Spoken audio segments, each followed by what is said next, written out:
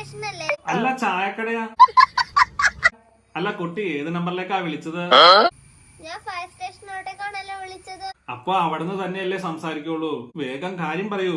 Sir, എന്റെ ഭർത്താവിന് വേറെ സ്ത്രീയുമായി ചുറ്റിക്കളിയുണ്ട്. അതിനിപ്പോ ഞാൻ തന്റെ ഒപ്പം ചുറ്റിക്കളിക്കണോ? അതല്ല സാർ, എന്റെ ഭർത്താവ് എന്റെ വീട്ടിലെ വേലക്കാരി ഒളിച്ചോടി. ഒന്ന് കണ്ടുപിടിച്ചെന്നെ സാർ. വേലക്കാരി സുന്ദരിയായിരുന്നോ? അയ്യോ, അവളത്ര സുന്ദരിയൊന്നും അല്ല. അവളെ കണ്ട ഒരു ഓന്ത് പാറപ്പുറത്തിരിക്കണ പോലെ ഉണ്ടാകുള്ളൂ. പിന്നെന്താ, അവൾ പണക്കാരിയായിരുന്നോ? സാർ, പണക്കാരി ഞാനാണ് എന്റെ വീട്ടിൽ അവളെ ജോലിക്ക് നിർത്തിയത്. ഇനിയിപ്പോ എന്താ ചെയ്യാ? അവര് ഒളിച്ചോടുന്നതിനിടയ്ക്ക് വല്ല കുഴിയിലോ പൊട്ടക്കിണറ്റിലോ വീണായിരുന്നെങ്കിൽ എടുത്തു തരാറുണ്ട്. അല്ല, ഇതിപ്പോ എന്തിനാ ഇങ്ങോട്ട് വിളിച്ചു പറയണേ? പോലീസ് സ്റ്റേഷനിലേക്ക് വിളിച്ചു പറ. സാർ, ഒരു പടക്കവും തീപ്പെട്ടിയാണ് ഒളിച്ചോടിയിരിക്കുന്നത്.